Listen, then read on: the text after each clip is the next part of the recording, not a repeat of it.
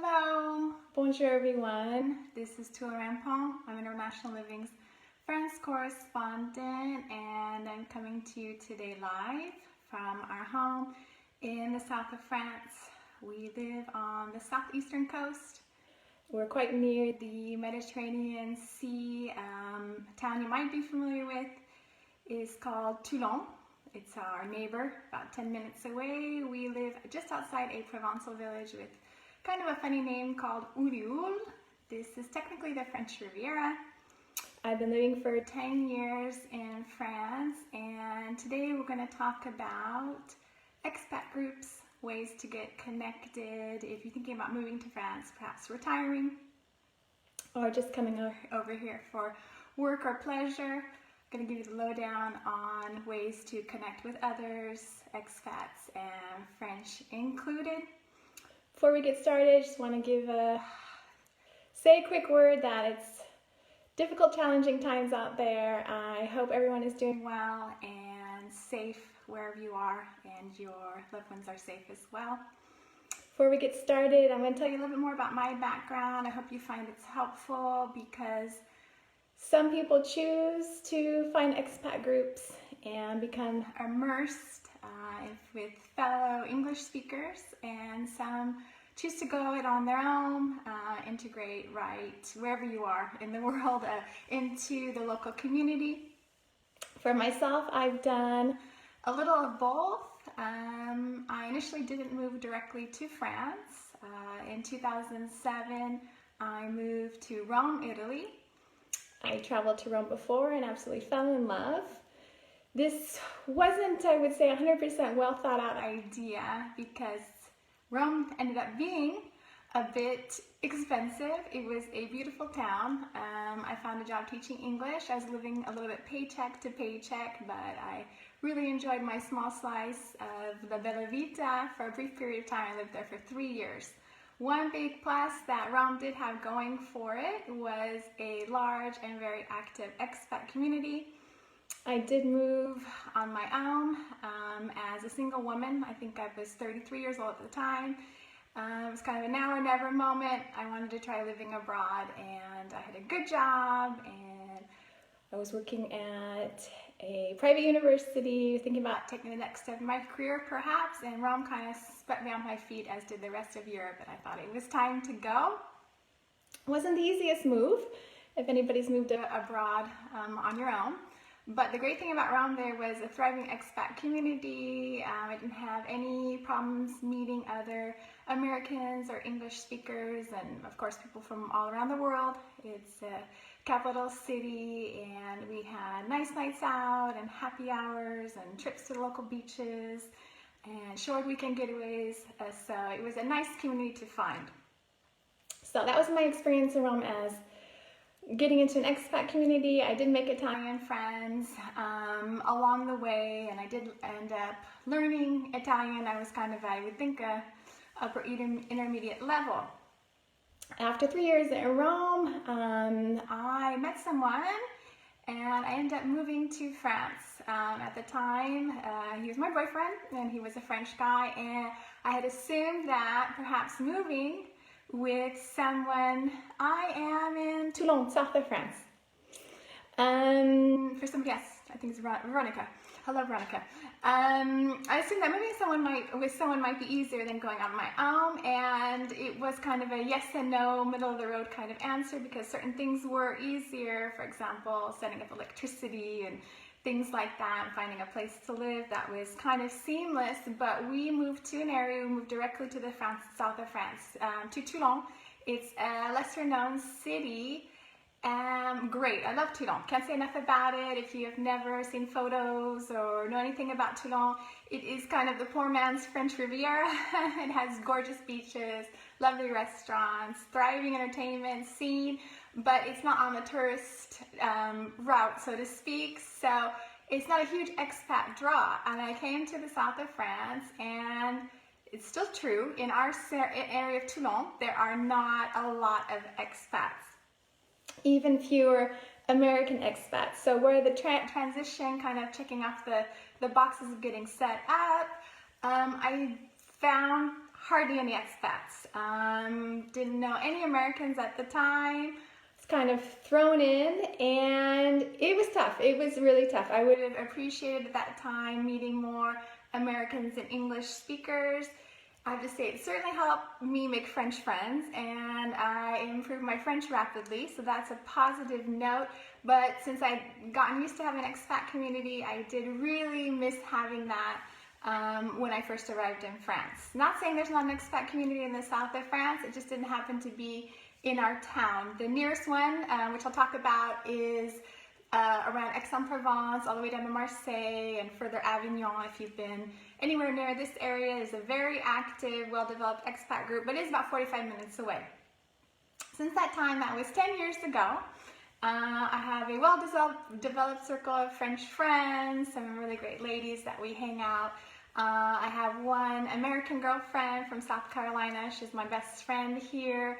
And I know some American retirees that live about 15 minutes away. So I have developed my own kind of connection, but I do think that finding an expat group, wherever you move, if you're going to Mexico, Spain, Italy, Portugal, anywhere on the map that you're thinking of going, my personal opinion, everything has pluses and minuses. I think it's great to meet some people who you can share this experience with. Love living in France. There's some really quirky things about living in France, like there are all over the place. There's some annoying things about bureaucracy.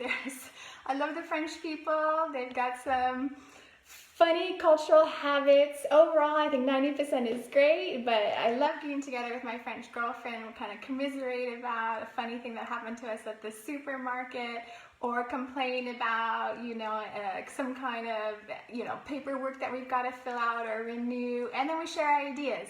If she knows, for example, I've been here for a long time, she arrived, she needed to know which dentist and doctor, and we've had we had to research ourselves, and we found the doctor we like, we have a great dentist, and so I said, look, these are the people to call, this is where you need to go. She's looking at buying a used car, so we were talking about the whole process of buying a car, what we've done. So this is the great kind of boots on the ground expat experiences that I think people can share with you. Also, last year, for the first time in many years, which is incredible, we celebrated Thanksgiving together. So she did half of the cooking. I don't know where she got the turkey leg because it's not very common in France. So she did half of the cooking and incredible stuffing from, I don't know, her grandma's recipe. Brought it over to my house. I did the other half. Unfortunately, we didn't have any pumpkin. But I did cheesecake and I did mashed potatoes and I got the gravy ready and some chocolate chip cookies, which not traditional, and we had a wonderful time together, and and we had our French partners with us, and a couple mixed blended families came. It was very heartwarming and touching on a really personal note. So those are the things that expats can bring, and it's kind of a little home away from home when you're living abroad. That being said, let's get into the expat groups in France. I'm going to go over these briefly. I have to say right off the bat, these are mainly the ones I included geared towards Americans, because I think a lot of people, I imagine most people are watching from the United States. Say hello if you're in the US, I'd love to hear from you. And but there are expat groups catering to all expats from around the world in France. So the ones I'm focusing on a lot are for Americans. The first one I'll touch on is one of my favorites that I belong to. I've included all of the names in the little header on top of the video on Facebook. So if you missed any of these, all you need to do is hop on Google and you can find their websites. Americans retiring in France. This is definitely my favorite group because it is a wealth of knowledge. You don't really understand the long-term visa process. What offices do you need to go to? Where can you look to find a short-term rental? You had one glitch in your paperwork. They said they needed a copy of your birth certificate. Now they say that they need a duplicate and they did. Where do you go get that?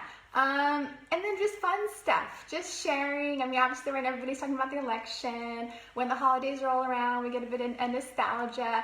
And it's just a really great, warm group of people, and also very knowledgeable. I find myself going on there. You get questions about how can I ship my vintage car. I'm interested in shipping it over from Florida to France. Is it worth the trouble?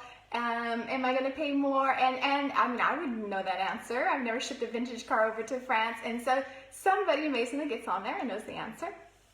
and knows what to do. This is a Facebook group, and so all you need to do is find them, Americans Trying in France, on Facebook, and ask to join. I put the name again in the little introduction to the video. The second group, which I really enjoy, is Americans Living the Dream in France. I mean, what better title to get you excited about coming on over here. This is a lovely lady named Cécile, or her American name is Cecil, and she lives in the Dordogne region of France. I met her this summer, and she is a real go-getter. She's a retired lady in her early 60s, and she's been living in France for about 3 years, and she thought this is a nice way for people to share stories about moving to France and to get connected. It's not only in the Dordogne area, it's all around France. People share their weekend trips, their outings, sometimes good museum they visited. And in the Dordogne area, there's a lot of castles, so they put on photos of castles that they've gone to over the weekend. And people are just sharing also their stories about something they found that's American at the supermarket. This group organized, unfortunately got canceled due to COVID, as many things have been, but they organized a Mexican food night, because Mexican food is not really happening in France, and there's a lot of us that miss it, and so they organized a huge Mexican food night, and everybody was going to bring a dish. So that's an overview of some of the things that they're doing. Cécile also has organized a mentoring program, which I think is just a really nice thing to have. So if you're interested in thinking about coming over to France, either just moving or retiring with a family, solo, she's organized a mentoring program. You can connect with them, and someone will show you the basics about coming over to France. So that's the second one on the list, Americans Living the Dream in France. Those are pretty specific areas. They do cover a lot of France, but I wanted to give you a global one because it's not all about the south of France or Dordogne. You have lovely places, Normandy, Brittany, Loire Valley, Alsace, Strasbourg, anywhere in France. I think you can find a nice place to retire. So our area tends to be a tad more expensive. Again, we're not directly on the French Riviera. Some of these areas are a little bit more affordable. There is a website called Anglo Info France, and this is your one-stop shop for expats in France, because all you need to do is go on to the main website and you type in the region that you're interested in. So again, if you're interested in moving to Brittany, you type in Brittany and you have the whole resource list. You're going to have a classified section. People are going to buy and sell. Somebody needs an end table or wants to get rid of a lamp. Everything, form, again, recommendations for plumbers and electricians, and then group get-togethers. So this is a good site because it covers all of France.